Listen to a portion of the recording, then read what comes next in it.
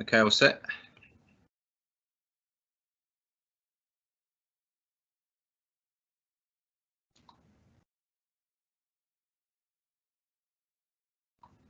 Well, hi, good evening, everybody. Welcome back to, I think this is number 9 in the series of webcasts. This is a long lockdown, but I'm delighted to welcome back, after what seems to be a very long absence, Mr.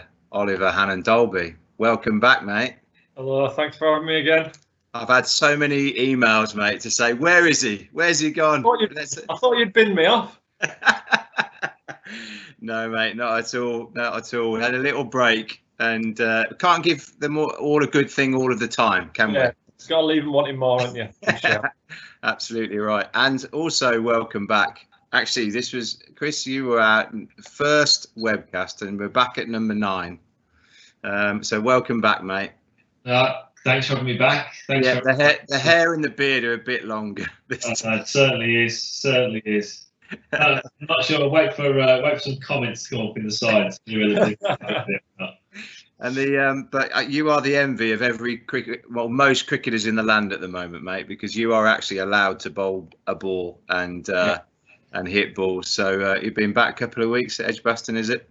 Yeah, a couple of weeks. What was it? It's about it's almost 2 weeks to the day, really. 2 weeks tomorrow. So it's been pretty slow actually to begin with. It was just trying to get away a few cobwebs and stuff, but it's good to be back playing, mate. As you've touched on, I think it's just nice to have a ball back in hand and be able to bowl and hit balls again and do what we know, I suppose, as professional. Absolutely. Well, it certainly seems like things are going in the right direction for the England lads, and West Indies coming over anyway. So that's really positive.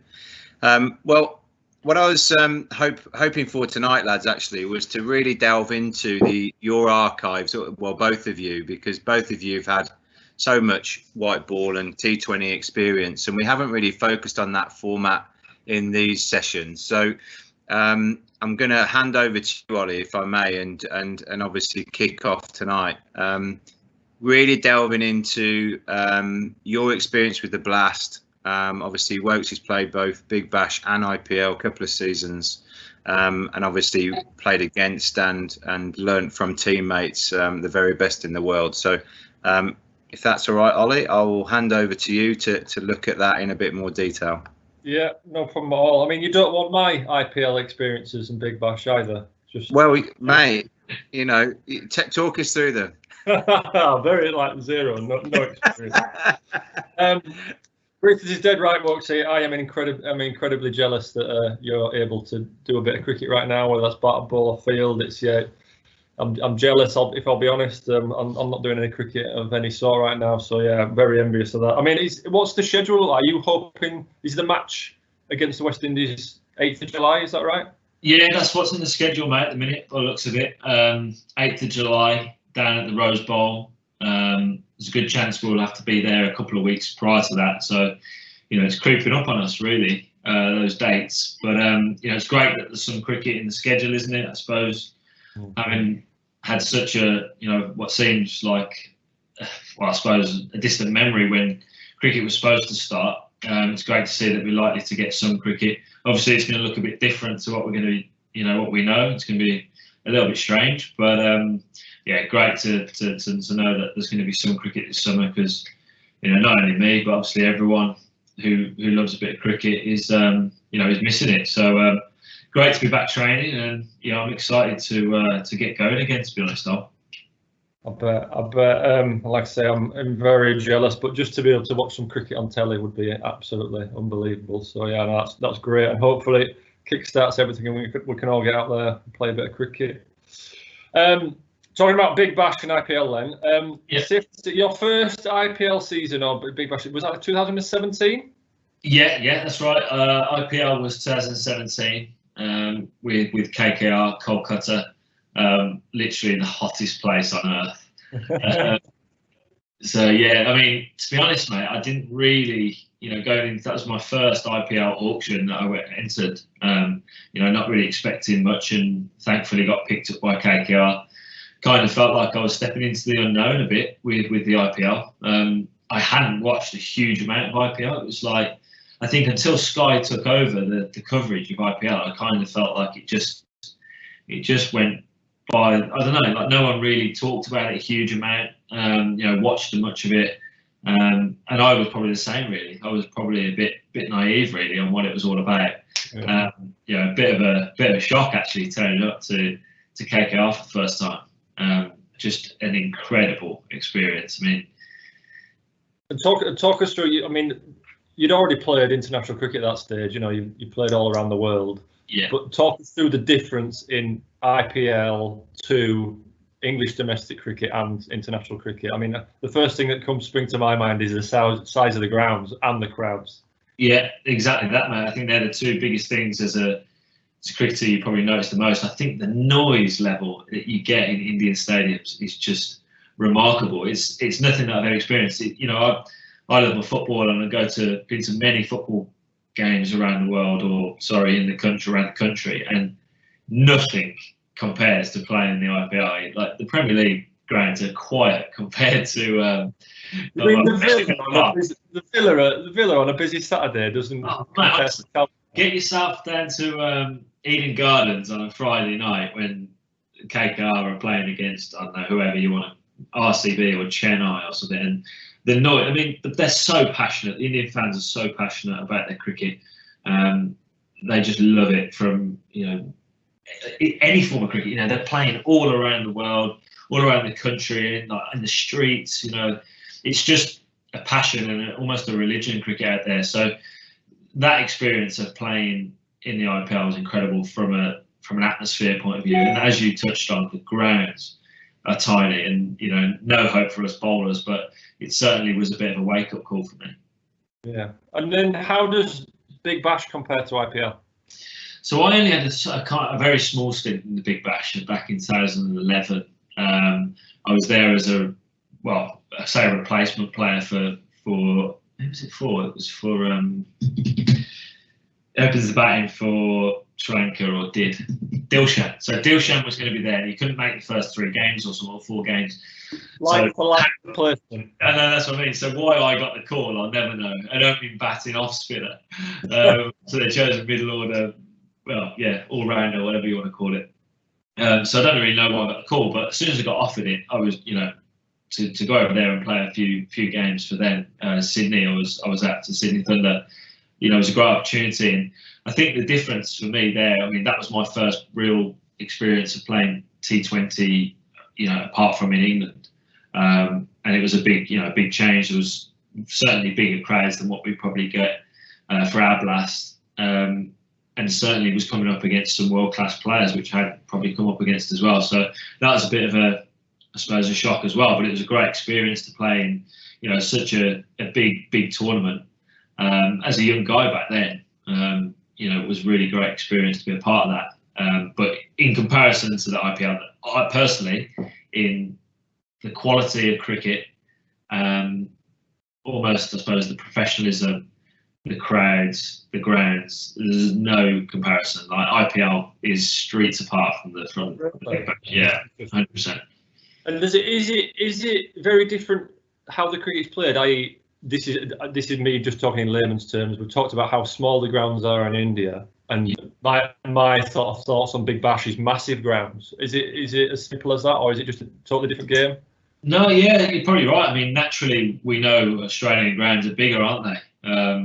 Indian grounds, let's face it, Indian cricket is built for batsmen. You play on flat pitches and tiny grounds. Australia's great for batting as well, but you do, as a bowler, you have that sort of bit of, that comfort blanket of having bigger boundaries. And it's certainly that. I remember we played at the few games I played were at the one at Sydney, the Sydney Cricket Ground. They were all at like football stadiums or Aussie rules stadiums, where they're like multi-sport complexes. So you found that they were quite big, square, and tiny straight boundaries. So as a bowler, you had that sort of, you could whack it into the middle of the pitch a bit and kind of hope for the best, rather than trying to search your Yorkers and just getting popped back over your head for a short 6. But sorry, mate, can I just ask whether, considering that and the dimensions of those grounds, When you were prepping, obviously play half your games presumably at the same venue. You get used to it. In terms of analysing your own performances and preparing for that, do you think that much about the size of the grounds in India or in Australia? So was there a difference in terms of prep and so on? Yeah, 100%. I think I knew. I suppose you look at the grounds and the players you're going to come up against, before you go into any game. But in Australia, I knew straight away I was going to probably use my variations, in terms of my slower balls and my into the pitch deliveries rather than cutters, rather than going for Yorkers, just purely on the size of the ground. It didn't really matter who was going to be bowling at. Whereas India, the majority of the games and grounds you come up against are just tiny boundaries all the way around, to be brutally honest. And that's when, your skills get really tested, and your specific plans to set batters really come to the fore, because you have to have done your analysis beforehand. You know who you're going to be bowling at, where they're weak, where they're strong. And I suppose that's when you're really tested as a bowler. Your skills have to be spot on in the IPL, otherwise you go the distance, which I've experienced. I've experienced good and bad performances out there, because it's tough as a bowler. Yeah, and I was going to say to maybe Ollie as well, because Ollie, my impression of how Edgbaston's set up for home T20 games is that generally you get one tiny boundary and one quite big one. I don't know whether you found that's the case, but that's my observation. And how do you plan for that? Well, it was something I was going to ask Woakes about.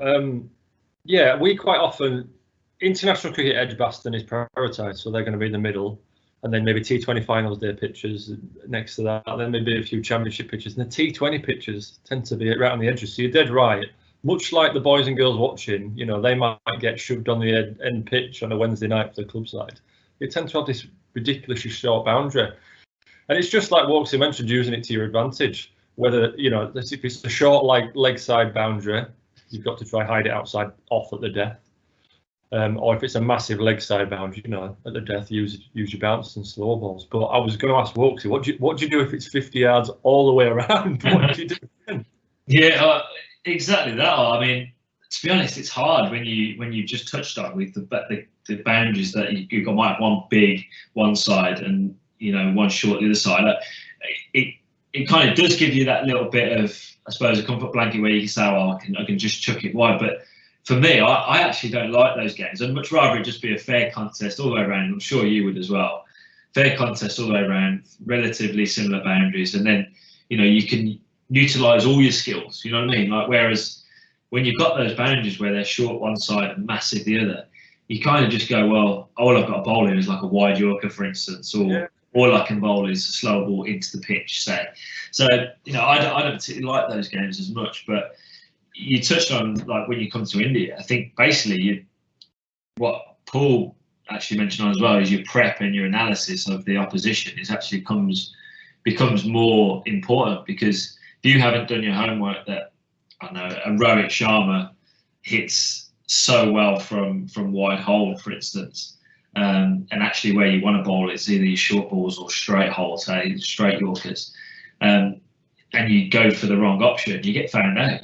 Those players, if you get the ball slightly wrong, they hit you out the park, and it doesn't just sail over the rope by a few yards either. They put you out the stadium, which is a bit disheartening.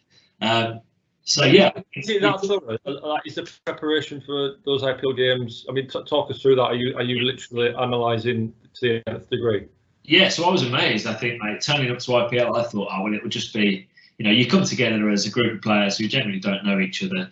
Come together, probably, it's T20, which at the time probably again was seen as a bit of not as a bigger format in terms of professionalism, and I was blown away by how much prep was put in terms of the professionalism, how much they took serious in terms of analysis and preparation before games, going over the opposition, strengths, weaknesses, what team they're likely to play. I was blown away by that, actually, and in the IPL they take that really seriously. They've actually, it's obviously a big money tournament, and they put a lot of money towards that actually side of it, the analysis, and I was amazed by it. Almost more so than what we do internationally, which I couldn't believe. And internationally we're very thorough, but it's kind of based on what you prefer to do as a player. You kind of, it's thrown into your hands and say, what would you prefer to do? You're experienced enough to know what gets you the right mindset to go and play. Whereas at the IPL, it was like, right, we're having this meeting, we're having this meeting, we're having this meeting. And I actually was very surprised by that. But, they take it very seriously. And I think the Indians are very thorough in that side of the game. I was going to bring it back to you, lads. The fact that, I guess, if you're playing against the same people, because say in any 3 or 4 year period, I guess a lot of the same players will turn up at the IPL, and so to actually spot trends and patterns of play and strengths of certain players, it's probably quite easy to spot, isn't it? And so once you start generating so much footage and data of players, particularly maybe the home players, a lot of Indian players, obviously, then it's actually a different kettle of fish then, isn't it? Because you almost, we played this bloke a couple of times last year, and you're getting a lot of rich information, I guess. It's definitely, it's like that. It's the same in county cricket, and Ollie will have been in endless analysis meetings regarding players that we come up against all the time, and sometimes you can overthink things. As a cricketer, sometimes I like a bit of analysis, but I don't like too much. I like to get some information, be able to process what I want to process, and then kind of just concentrate on my strengths. Of course, you need to work on batsmen's weaknesses and their strengths as well. But I think a lot of the time we do overthink the game, and at the end of the day, you've got to try and put the ball in the right area. If you're thinking a million different things when you run into ball, that often causes problems for your execution and where you want to deliver the ball. So I think, And with the captain, so I guess this depends on the character, but the question to both of you, I guess, but would the captain sort of remind you of things from meetings? You know what I mean? Or remember this guy, he's strong here, or but I suppose it depends on the character of the captain, or just sort of leave you to it, trusting you to have your plan and make and sort of owning that situation. Yeah, a bit of both, I think. Ollie can probably go through certain captains that he's had as well, but I think the numerous amount of captains I've had, and they all work in different ways. You'll have captains that literally don't want to get involved with you as a bowler and your plans whatsoever, and then there's other captains that are a lot more switched on to what the bowler's trying to do, and are happy to come up to you and say, are you thinking this? He's not great here, and stuff like that. And I'm open to all sorts, really. I think at the end of the day, I still know I've played enough to be experienced enough to know what I want to do. But Owen Morgan's brilliant in my eyes. That's where he's been, for me, the best captain I've played under, is that he keeps that as a bowler, and Ollie can vouch for this in particular, is at the end of the mark, you want to be as calm and collected as you possibly can. And there's no better person to have come and speak to you at the end of the mark than Owen Morgan.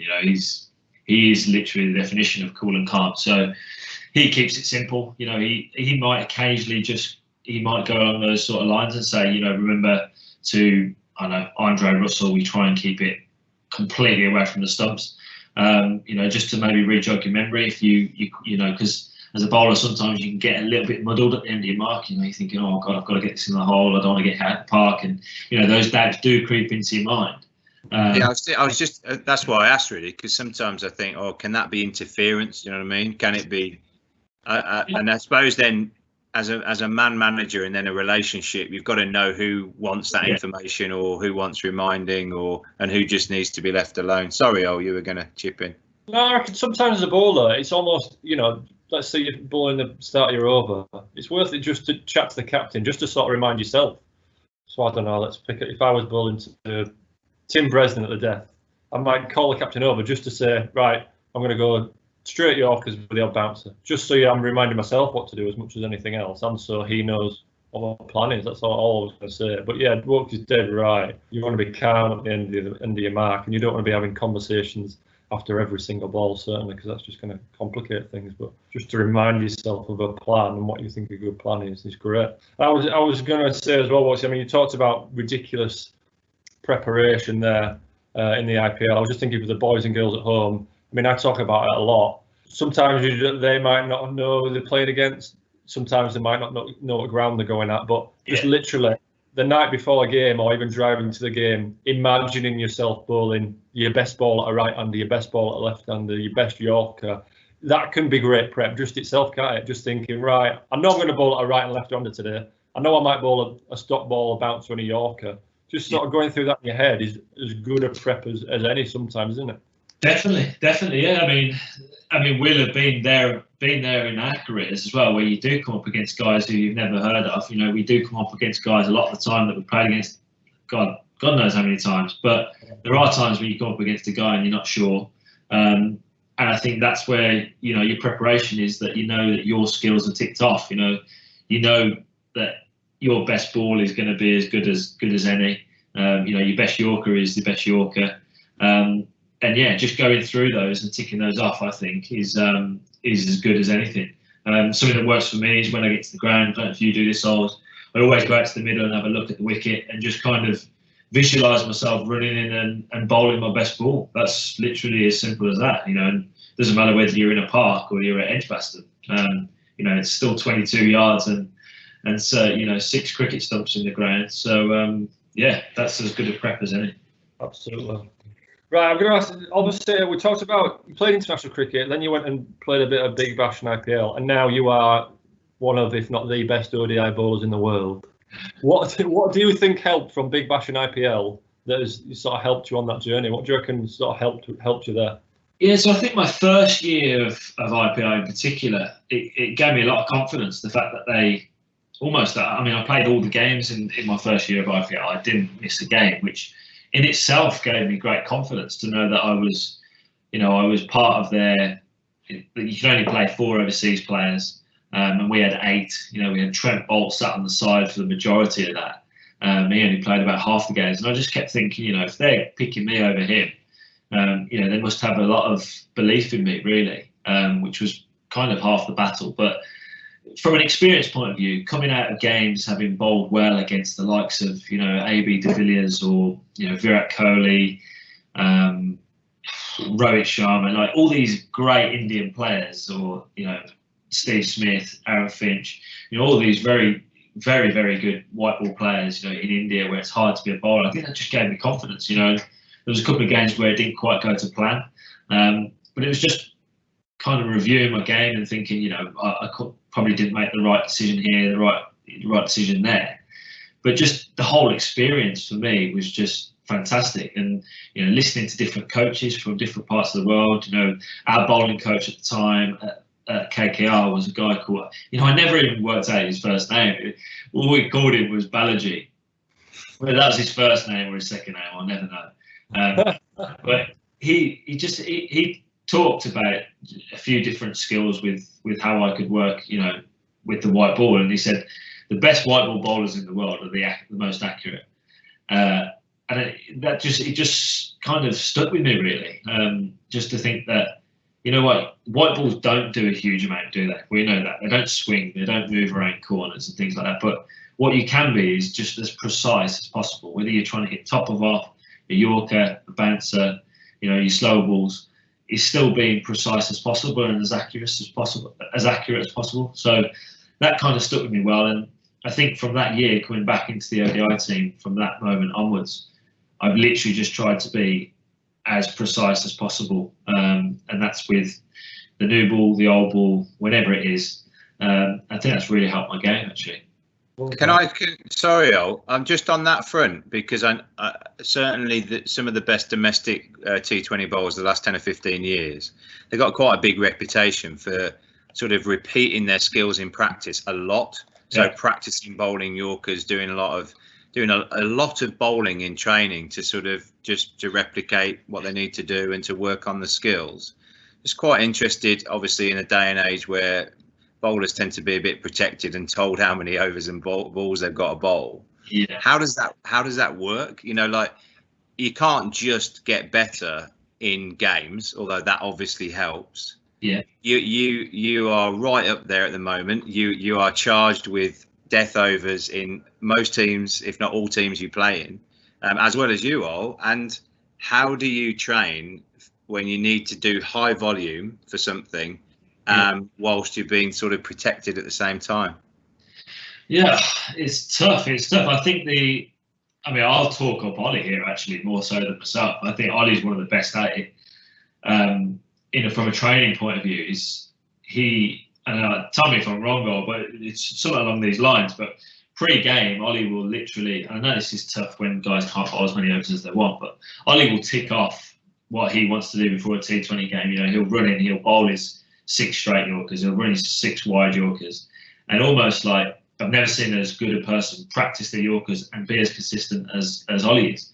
And it comes down to practice. At the end of the day, if you can only bowl, I don't know, say guys can only bowl 6 overs a day. So what are the restrictions at the minute, Grievers? Do they bowl 6 overs a game, or can they bowl 10 a game, or something like that? No, you can go up to. You can actually sort of get up to 21 in a day at the moment in the age groups, particularly if you're playing multi-day. But there's still the guidance and the guidelines in terms of winter training and so on and so forth. But that's an interesting question you just raised there in terms of like pre-match, Joel. Therefore, do you see that as training, in effect, rather than prep, or what's your thoughts? I don't see it as training. I see it as ticking off the skills and being confident in the skills that I think I'm going to have to use in that game. So just like Woakes said, it's not quite 6 of each, but I want to go through my stop ball to right and left hander until I think, yep, I've got that nailed. And that might, some days it might be 2 balls, some days it might be 12 balls. And then, it's playing 4-day cricket, it's easy to warm up because you think stop ball, right and left hander, bouncer, like done. You warmed up get off your full run, and then once you're off your full run, you can do it in 12 balls. T20 and 50 overs, I do take a bit more time because I want to do like Woakes says, stop ball, right and left hander, and then Yorkers, straight Yorkers, and wide Yorkers if I think I'm going to need them that day. So it can take a bit longer. So I might end up bowling 3 or 4 straight Yorkers, 3 or 4 wide Yorkers to a right hander, and then 3 or 4 wide Yorkers to a left hander. I don't think of it as training because I'm thinking about it as skills I'm going to use that day. But it's amazing how it's all just money in the bank, money in the bank, money in the bank. So when you've got that day, imagine we're playing a T20 tonight and we've got to the ground and it's drizzling, then boom, lads, we're out there in 20 minutes. We've got no warm-up. We've got no, that's it. I'm hopeful that the warm-up I did previous game or the training session I did only a day ago means I've got lots of money in the bank, means that I've got lots to fall back on, but rather than thinking, oh gosh, I ain't bowled a York. I strongly suspect, Woakesy, that the Indian guys in the IPL they were not even counting, are they? In terms of they just bowl, don't they? They just bowl. Literally, it's a good point. When I was with RCB, Umesh Yadav, I've never seen anyone bowl as much to the nets as he did. He's a quick bowler and he wasn't exactly holding back. But again, I think the Indians, something that I probably experience from there is they're so good at training. They're very particular in what they want to get out of a training session, which I think in a way probably historically England cricketers probably haven't been as good at. We see now guys training extremely hard, probably over the last 10 years or so, but it's something in the past they probably didn't do as much of. But yeah, they're very good. They don't seem to hold back, and practice can be pretty tough at times, and that's just, I think, it's just they're meticulous at ticking off their skills. It did cross my mind. Sorry, Ollie, you go. I was just going to say, we're talking about being restricted slightly. I think it's just being specific, thinking, I don't know, boys and girls at home right now might be bowling twice a week. There's no reason why one of those days can't be right. This is white ball day, so I'm going to bowl 3 overs. Thinking about hitting the top of off, like Woakes said, and nailing 3 overs of Yorkers. Putting something down, whether that's a pair of trainers, whether that's some cones, and thinking I am just trying to nail my Yorkers here because it's a big difference. Like if Woakes rang up today, he's trained at Edgbaston today because he's lucky, and closed his eyes, bowl length ball, because he's trained all his life. You get taught length, and then all of a sudden you've got to bowl a Yorker that's 6 meters or 6 yards difference. It's a big difference. So you definitely need to train it. And I don't see anything wrong with saying, right, white ball day today. I can imagine myself nailing Yorkers in the IPL. Like, why not? Why wouldn't you do that? And also with that, there's no harm in failing either. You'll vouch this as well. We fail all the time in practice nailing Yorkers, and that's because what Ollie's touched on. naturally bowlers, we run up and we try and bounce it on a good length, which is what we do 90% of the time. 10% of our time probably is taken up by trying to train a Yorker, a wide Yorker, a bouncer, a slower ball. 90% of the time we're just hitting that length. We're just kind of trying to hit a good length. Whereas really we should, break that percentage down to do a lot more. So what I'm hearing, if I was one of the younger boys and girls watching now, what I'm hearing from you both is deliberate practice. So rock up and sort of have a very clear idea. Even Ollie, like you were saying, even if it's like a 20, it might be 20 minutes, it might be half an hour. But once you're on, and you know exactly what you want to get out of the session. Is that fair? 100%. And even if that's imagining what field you're going to bowl to, what it feels like, imagine having that chat with your captain, right? This is just 100% thinking, right, we're talking a lot about Yorkers here, thinking, right, bullet of death here, this is what I'm going to execute. 100%. I remember my first or second rugby coach at school. I'll never forget this, and I've taken this as a coach as well. They always used to say, right, because lots of the other teams had like 2-hour training sessions, and he said, we're not going to train for 2 hours. We're going to train for 1 hour max, but it's going to be absolutely outstanding. Do you know what I mean? It's going to be top jaw training. And I've always taken that forward because it's so true. Yeah, definitely. Right, Woakes, I mean, you talked about some ridiculous names there. You climbed a few names about. Talk us through any moments where you're in the IPL or Big Bash at the India mark thinking, oh my gosh, I'm bowling into AB de Villiers here. Talk us through that. Yeah, I mean, that's probably. Bowling to AB de Villiers is scary enough because he can literally hit you anywhere he wants if he's on that day, which is most of the time. But I think I've never ever been so scared with the ball in my hand bowling to Andre Russell, mate. He hits the ball as hard and as far as anyone has ever hit a cricket ball. And, obviously as a bowler, we try and get ourselves in that mindset of being, right, I'm running up to bowl here and I just need to execute my skill. It doesn't matter who's at that end. But when you've got a guy hitting it that hard and you want to get out of the way of it, it can be quite tricky to do that. And I think it's good to know that you have those thoughts as professional cricketers still have those thoughts because it's not an easy game, cricket. It's constantly working with your head, and you do have to battle those thoughts sometimes. But that's where you fall back on your practice. You've worked hard. You've gone through your routines. that you can deliver the skill. Now you just got to go and run up to the same pitch and execute the same skill. And I think that's, something which I'm still trying to learn to do. If there's kids at 13, 14, 15 years of age that still haven't nailed that, it's not a problem because, I'm 31 years old. I've played X amount of games for England and I'm still trying to learn how to do that properly. So, that's just natural. That's something that's going to happen for your whole careers. But, yeah, I think the players that I've played against, I think that I played against them with some of those names, you said, and Virat, I suppose, is something that people will want to hear a lot about. He comes across on the field as quite a brash and aggressive and, do anything to win sort of character, which he is on the field, and that's just his passion to win. Off the field, he's a lovely, genuine, down-to-earth guy, and that's something which, a lot of people will find hard to see. But these blokes that you play against and with around the world, the majority of the time, they're just normal blokes trying to do the same thing as you. They're just very good at what they do in terms of their cricket skills. Talk us through. I mean, it strikes me, you're playing international cricket, you're playing against Australia. You don't want to lose any face. You're at it, like you say. You're being aggressive to each other. You don't want to lose any face whatsoever. And then you ram together with those guys in the IPL or Big Bash. Yeah. Is that like to be able to pick Virat Kohli's brains? That must be amazing.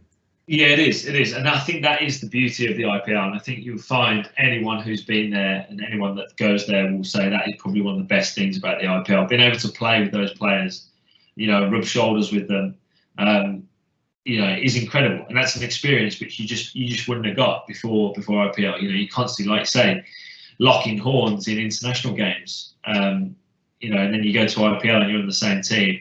and you get to learn how they go about their business. And Virat Kohli's, I mean, I've obviously mentioned him a lot, but having played against him a lot for England and for KKR, and then come up and be a part of his team in RCB. He leads from the front. He sets the example. He's always working hard in the gym. He's hitting plenty of balls in the nets. His practice is specific. And I think it just shows, he's not good just because he's got talent. He's good because he works extremely hard. And that is something which, for me, seeing those guys train, is something which I've tried to take into my own game, really. Yeah. I suppose for the boys and girls watching, I mean, this is something that happens, isn't it? I mean, I've played numerous county games where, let's say, young Rob Yates this year would go and pick Alistair Cook's brains. Yeah. And, that's the sort of thing we're talking about here. So if boys and girls watching, if you walk past Woakes in the corridor at Edgbaston, feel free to ask him something, same as me. Or even if you see a player in an opposite team, you think, oh gosh, he plays the short ball well, or gets his yokes. There's nothing wrong. You're not losing anything by asking a question about anything like that, are you? Not at all. And I kind of tried to do. I wish I did that more growing up. Feeling in a good place now where I can ask those questions as a experienced player and stuff, and you can pick people's brains. But as a youngster, that's something which I'd love to have done more of. Sitting here now, I'd love to be able to pick people's brains and, like you say, come up against a player who plays a brilliant knock, and you think, God, I wish I could play a little bit like him, or pick up a few shots from him. Nothing wrong with asking him, how did you get so good at that shot, or what are you thinking? And every bit of information is knowledge, and some of it you'll use, some of it you won't. But if you don't ask, you don't get. Those that sort of motto is something to live by. You're dead right there. I'm the same. I wish I'd have asked more questions as people I've come up against, and sort of being a bit too proud. Probably you lose out in the long run, don't you? Yeah. One thing I was going to mention as well, I suppose it's important to get across. T20 is volatile, isn't it? And it's hard as a bowler. And we've talked about bowling, that sometimes you execute your skill perfectly, you nail that top of off ball, and it still goes for 6. And T20 is an absolute prime example of that, where I'm sure you're the same. I've bowled days where I've absolutely nailed everything I want to do, and I've gone for 45. And then the day after, I've missed my Yorker by this much, I've bowled rubbish slower ball, and I've got 3 for 20. Yeah. And I think being level as a bowler in T20 is pretty key, isn't it? Because one day you can be up here, next day you can be down there. I don't know what you think, Walker. So no, I totally agree with you, mate. It's such a brutal game as a bowler in the shorter formats. Batters now are playing shots that we never thought could be produced. And it's getting harder. It's getting harder for bowlers. And you touched on it there. You're going to have days where you do have a little bit of luck and you pick up wickets. There's going to be other days where you feel that you've executed your skills well and you go out the park. And I think it's just making sure you don't get too high and too low when those things happen. If you've had a great day and you've executed everything right, and you pick up wickets and you've got great figures and everything, it's just knowing that it's not always going to be that way. It's not always going to work like that. Just because you bowl the exact same way in the next game, it doesn't mean you're going to pick up all the wickets and not go for runs. And as long as you can process that and realise that might happen, it helps you get along, and it helps you make sure that you're in a good space and prepared for the next game as well. Mate, do you mind me asking you about your batting, because that's something that is this me? Is this me you're talking about? Well, I was just following on from the last conversation. That's all. Because obviously you've got a lot of profile and a massive reputation for your one-day bowling, but I noticed that you're number 5 or number 6 in the ODI all-rounder list. So there's a reason there. And is it 2 Test hundreds or just the one? It's 2, isn't it? Just one. It's just one. So one at Lords. That would do. But how has your batting kicked on?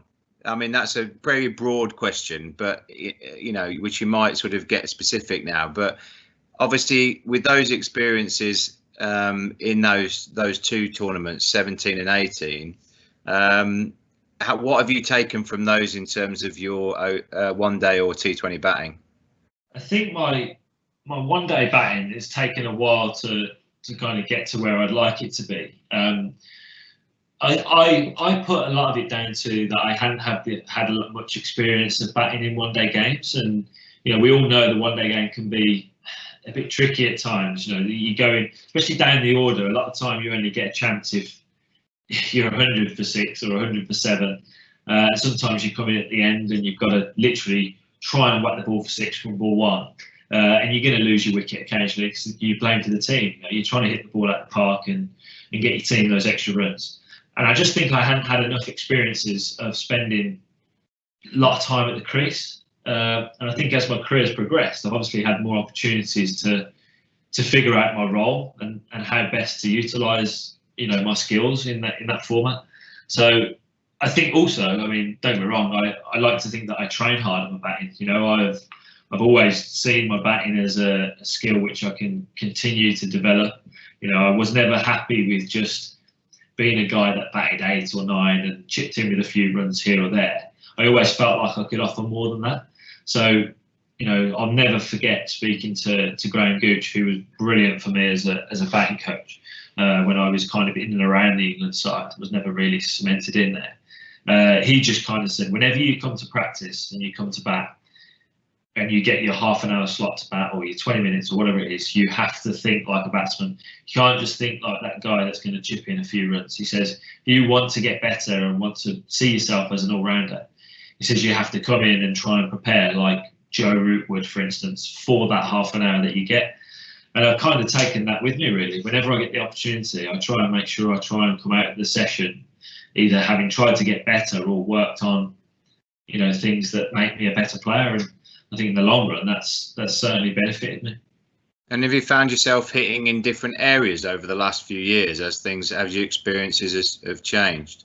Yeah, I think going to IPL was great. I think playing on different surfaces in different conditions, like in India, although it's great for batting, you have to get better against spin because obviously they bowl a lot of spin in those countries, and you have to find new ways to score. You have to find different shots.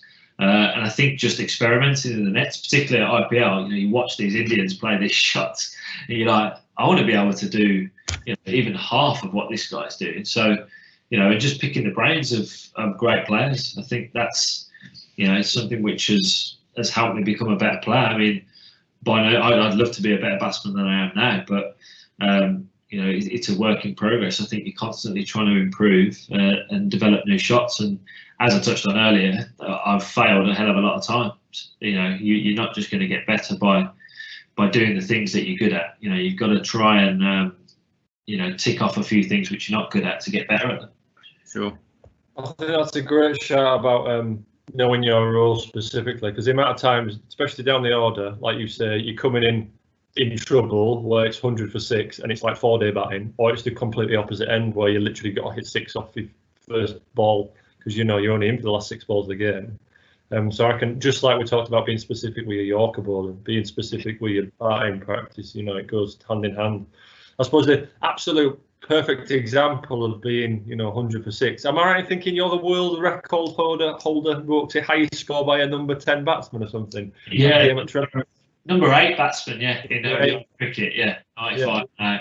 Against Sri Lanka? Yeah, Sri Lanka, we were in a bit of trouble. We were like 80 for 6, I think, chasing 250 or 260 at Trent Bridge, and I ended up 95 now, and it was when Liam Plunkett hit the last ball for 6 to tie. We didn't win the game. It felt like we'd won the game, but we tied. Incredible game.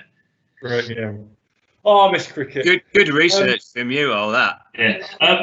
Paul, just wanted to touch on that. I think one of the best bit of advice is if there's any lower order batsmen going out, then sometimes they feel that they're in a similar position to that and they're not really sure what to do. I think the best bit of advice I ever heard from Trevor Bayliss was, he said, for that role specifically, he said at the end of a game you always feel like you've got to go in and your first ball, you haven't seen a ball, you don't know the pace of the pitch, you don't know the bowler. He says, and you try and hit the first ball for 6. He said, always, regardless of the situation, obviously unless you need 18 or 3 balls, he says, give yourself a couple of balls, try and get bat on ball, try and get down the other end, kick the other striker, you're the batsman who's in to face as many balls as possible, and then once you get the pace to pitch, it might only take you 3 balls, but it's better than trying to go from ball 1 and just losing your wicket. So that was just it's a bit of simple advice, but if that's the advice at the top level, it can filter all the way through.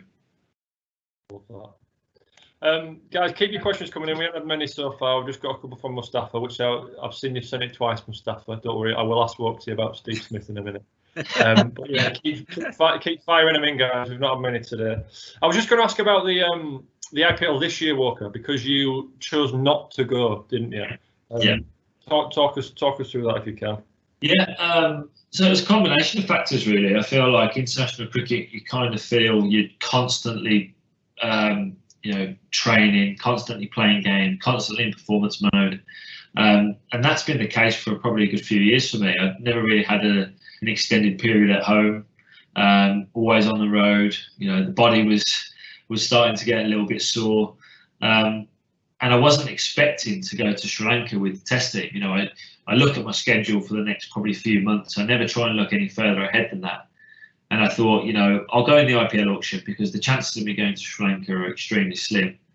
So I could probably have a little break there and then end up going to IPL if selected. But the way it worked, I got picked on the Sri Lanka tour, and then was obviously going to go to IPL from there. And it was looking like I was going to be away from home for another 3 months.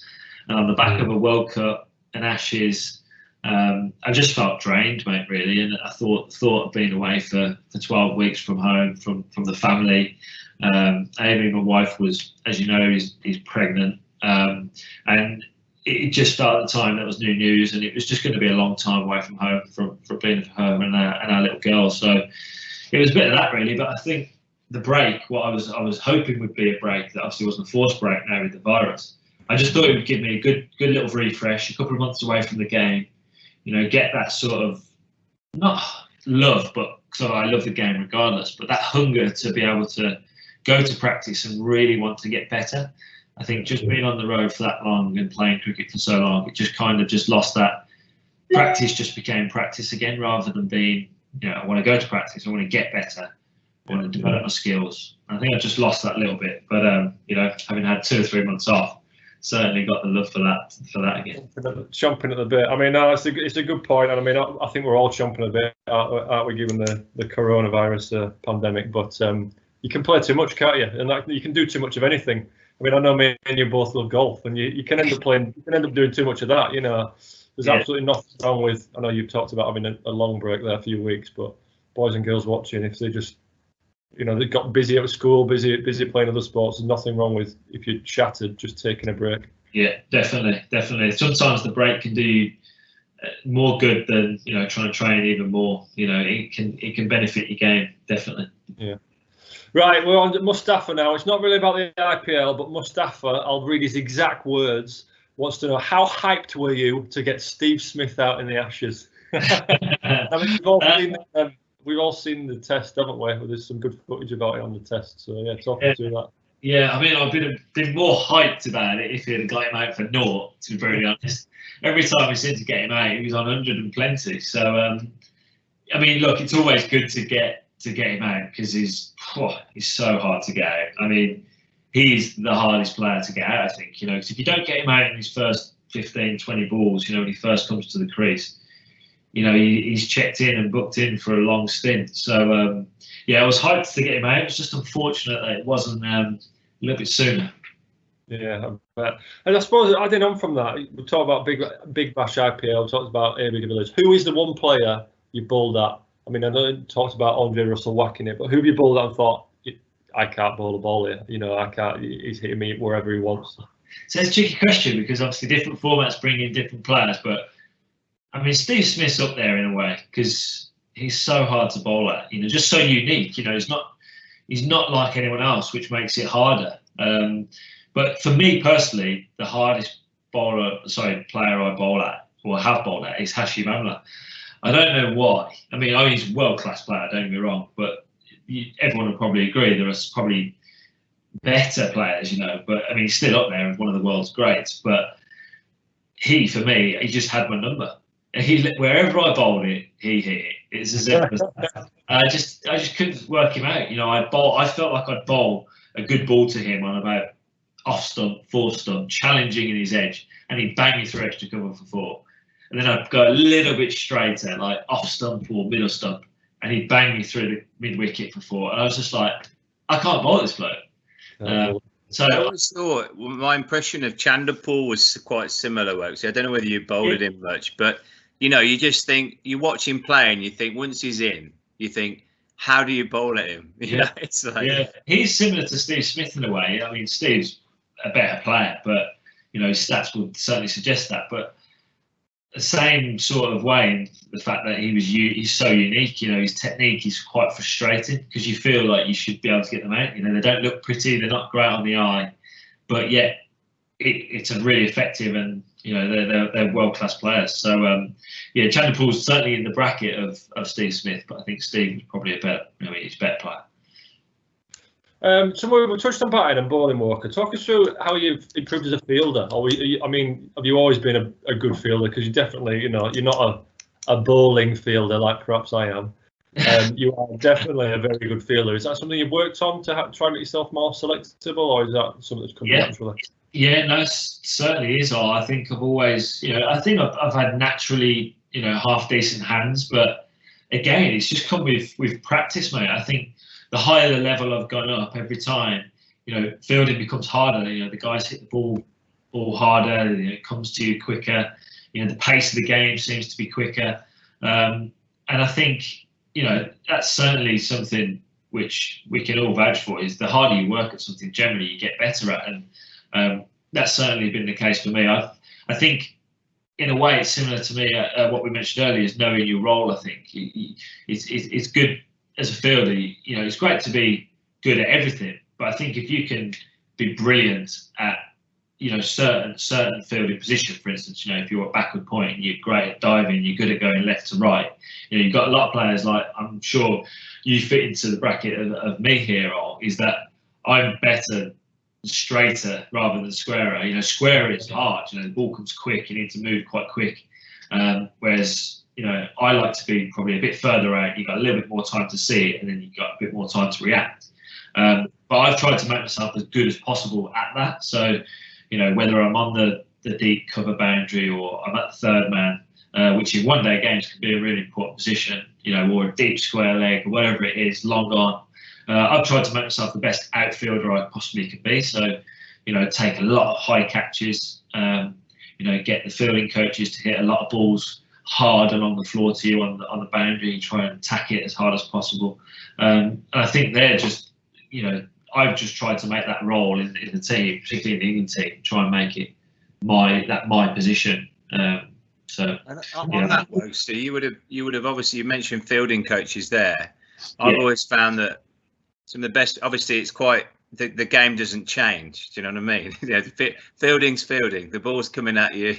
You got to catch, stop it, dive, whatever you need to do. But some of the really good fielding coaches, I think, frame it well in terms of your mindset and how to approach fielding for either a prolonged period of time or even for an hour and a quarter, just switching on every single ball. What have you taken from the various fielding coaches that the boys and girls could take away, would you say, in terms of just that attitude to field? Yeah, well, I mean, you've probably nailed it there, really, in terms of the question. Like, fielding majority of the time, is an attitude. If you're not really that interested, or you're not that motivated to do well in the field, then most of the time you won't do well. So I think the best fielding coaches have always said that it's an attitude, it's a choice. You can make this fun and as exciting as you want it to be. One thing's for sure: if you're going to play cricket, you're going to have to field. So you've got to try and make use of that time. And there's no point in being in the field if you don't really want to be there. So I think just trying to be as good as you can will make it more enjoyable. If you can, there's no great, it's up there with one of the best feelings in cricket, taking a brilliant catch, or, sometimes that makes you feel like you're doing something, genuinely for the team, taking a catch. It's not just for yourself, is it? So I think the thing that I've taken from the fielding coaches is that it's an attitude. You know, and the more you put into your fielding and try and get better, then the more you enjoy it, and you will be better for it. But you know, there's no magic comment really. I think it's just a matter of trying to be the best you can be and practicing. You know, the more catches you take and the more different positions you try yourself in, you know, the better you'll get at it. I think a few common themes that I'm hearing, Woakes, is, you know, your specific training with your ball and your specific training with your batting, and your specific training with your fielding. And, you know, boys and girls listening, this guy here is A, incredibly talented, but B, works incredibly hard. And there's no way Chris Woakes is going to finish his career and say, oh, I didn't try hard. You know, there's plenty of cricketers I've played with who've maybe had all the talent and then not got the best out of themselves. You know, this guy's working as hard as he possibly can on all three facets of the game. So, you know, it's absolutely brilliant. And I suppose working as hard as you possibly can and doing those things to a high degree gets you the experiences at the Big Bash and IPL, which is absolutely brilliant. You know, that's certainly a lesson in there for me. Greeters, I'm not sure. We've got a few more questions. We've got a question here saying, who's your best mate in the England team? Best mate in the England team? Oh, that's a good question. I'd say well, he's not in the England team at the minute, but I'd say it was Liam Plunkett. I was really well, we are really tight with Pudsey. I mean, unfortunately, he's probably, you know, he's coming to the back end of his career, and you know, he's not being picked at the minute. But no, great guy. And to be honest, there's a fair few. I mean, this England team is quite unique, I think, in particular the ODI team, you know, the World Cup winning team, because it was a great bunch of guys that just have get on really well, and you know, you socialise with everyone really. You know, I played a lot of cricket with Moeen Ali over the years. I'd say I'm really good mates with Moeen. But yeah, there's no one that no one really gets on with, which is obviously a good place to be in a cricket team. I will ask you your best mate is at Warwickshire. I know it's me. So, like I say, some great lessons there for me, Greethers. Talking about how hard he works, but he's pretty specific in the way he works as well. So that's brilliant, I reckon. No, it's outstanding. And I just one last thing, maybe for both of you, obviously very successful T20 careers to date. Obviously, when we were all growing up and training and playing our various forms of cricket as teenagers, we wouldn't have sort of guessed that cricket was going in the direction that it has. And so with the boys and girls listening, I've always found that, you know, being a young player trying to aspire to improve now with the various formats and another one chucked in next year, it can be quite confusing. There's a lot to take in. You know, we've got different formats within the game. So what's just your general advice in terms of how to work on your skills as a young and aspiring player? And I know I've spoken to lots of young aspiring players who want to be pros. I've heard a lot of them say, which we would never have said, and you've said yourself, I didn't even watch a lot of IPL cricket, let alone have played in it. Yeah. But I've heard a lot of young players say, I really want to play in the IPL. That is a goal of mine, which it would, I suppose, only in the last 5 or 6 years, maybe 10 years, maybe, that people would have said that. What's your advice on developing skills for both formats of the game now that we're in the phase of the era that we're in, I suppose? Yeah, I think you obviously got. I think the best way to do it is break it down into 2 formats, because if you start thinking 3 or 4, it can get confusing. I think the best way to look at it is red ball, white ball. You know, there's skills across the white ball which you can use. I mean, to be brutally honest, there's skills across the whole game which you can utilise in all formats. But I think if you look at it from a white ball and a red ball perspective, you know, there's going to be guys and young kids and children that play the game that want to aspire to play a lot more white ball cricket than they do red ball cricket. That's just, you know, the era that we grew up in. You know, I grew up wanting to just play red ball cricket. That was, you know, I just wanted to play in whites. You know, that was all we knew, type of thing. But you know, that's certainly changed. So I don't think I can sit here and say, you know, try and be a red ball cricketer or try and be a white ball cricketer. I think you know as a youngster what you want and what you like, and I think if you prefer playing white ball cricket, then I think you should throw all your eggs into that and try and and try and do that as to your best of your ability. And on the other side, there's going to be guys that want to play red ball cricket. I think you should give yourself the best opportunity to do that. But I think it's across the board, skills can transfer. Like, I don't think just because you become a white ball player doesn't mean you can go and play red ball cricket, because it's still the same game. Let's face it, of course it's a different format, but it's still the same sport. You know, you can certainly play both, and you can start to concentrate on your white ball back, but it doesn't mean you can't learn to be able to face a red ball as well. So there's no magic word here, but I would just say focus on your skills, try and get better, whether that be red ball or white ball, and you can transfer them at any given time. Cool.